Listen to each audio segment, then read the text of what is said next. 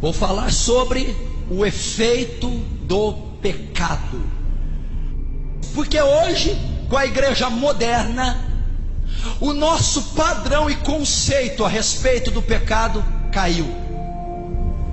Por que que o crente, o homem que está na igreja, até fora da igreja, não tem visto o pecado da maneira que devia? Por quê?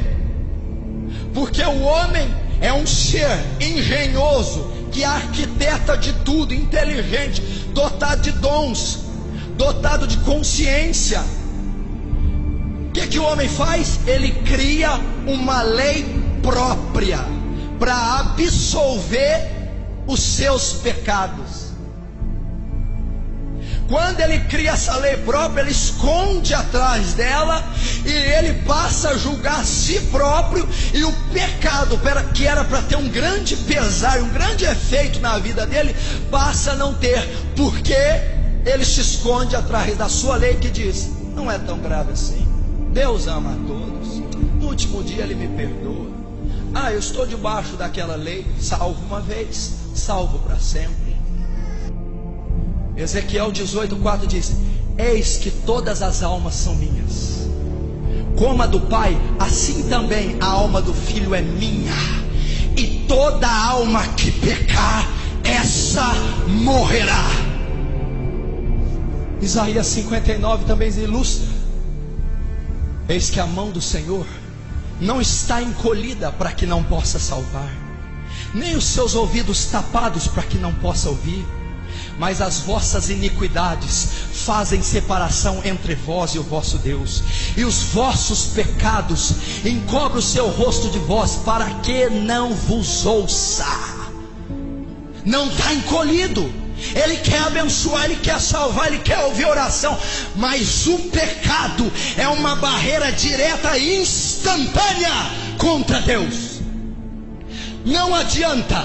A Bíblia diz que Deus é santo, é perfeito e é imaculado. Deus não compactua com o pecado jamais. Não há uma exceção para o pecado na Bíblia. Ele diz: os seus pecados fazem separação entre mim e vós, e ponto final. Você sabe qual que é o alimento do diabo? Você sabe quais são as colunas do inferno? O que sustenta o inferno? O que acende as labaredas do inferno? A gasolina do fogo do inferno? Os pilares e colunas que deixam o inferno de pé são o nosso pecado. É o pecado que dá legalidade para Satanás agir.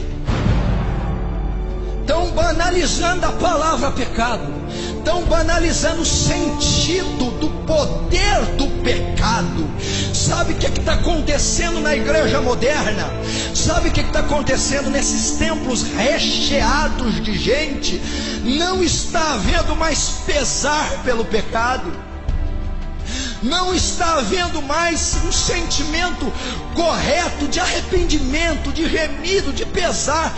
Quando nós pecamos, nós estamos nos acomodando ao nosso próprio pecado. Isso está totalmente errado. Isso não pode. Sabe por que o pecado está banalizado? Sabe por que não se tem temor mais em xingar, em mentir, em adulterar, em cobiçar, ou em viver em qualquer estilo de vida? Porque é assim que o cristão está vivendo. Ele está na lama do pecado, ele não sai da igreja, ele convive a vida dele totalmente normal. Sabe por quê? Falta de andar na presença de Deus, falta de comunhão íntima e profunda com Deus, falta de estar cheio do Espírito Santo. E uma pessoa que não tem pesar pelo pecado, não tem temor, ela não está cheia do Espírito Santo.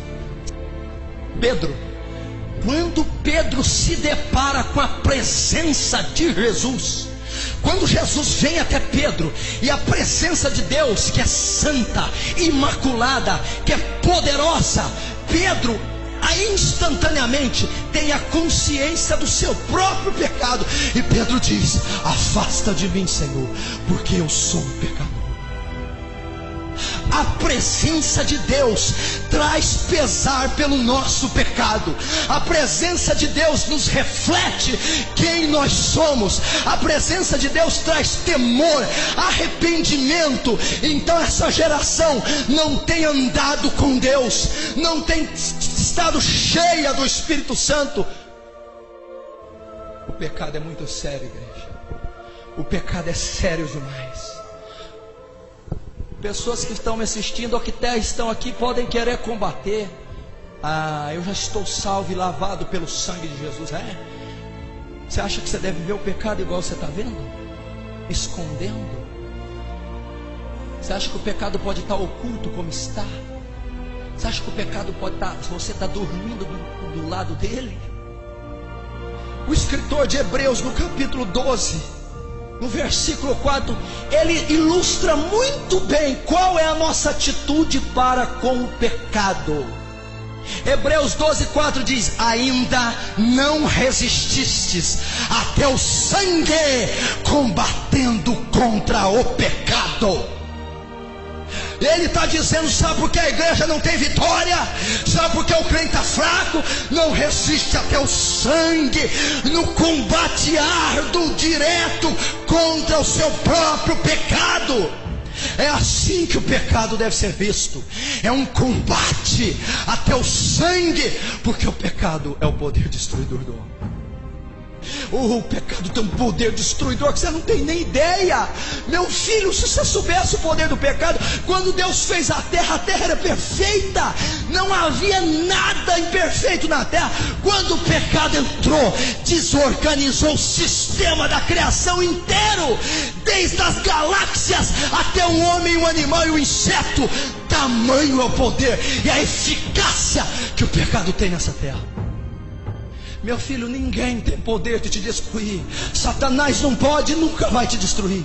O homem nunca pode, nunca vai te destruir. Ninguém pode te destruir, ninguém pode te derrubar. Nada, nem ninguém, nem um poder nuclear, nem uma bala, nem um tiro de canhão, nem um demônio, os principados, ninguém. A única coisa que tem poder de destruir o crente é o pecado.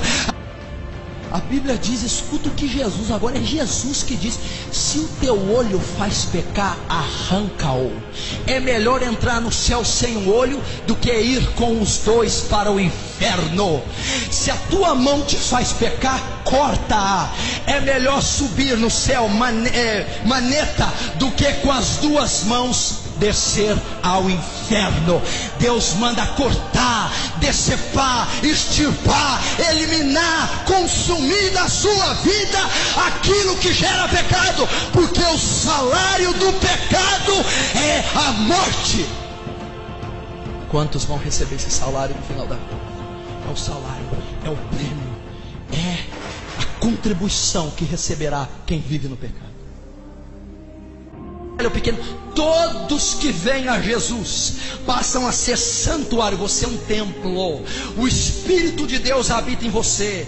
Você, quando converteu, foi separado, colocado à parte por Jesus Cristo. Você não faz parte desse mundo corrupto. O que é o mundo? É o sistema dirigido por Satanás.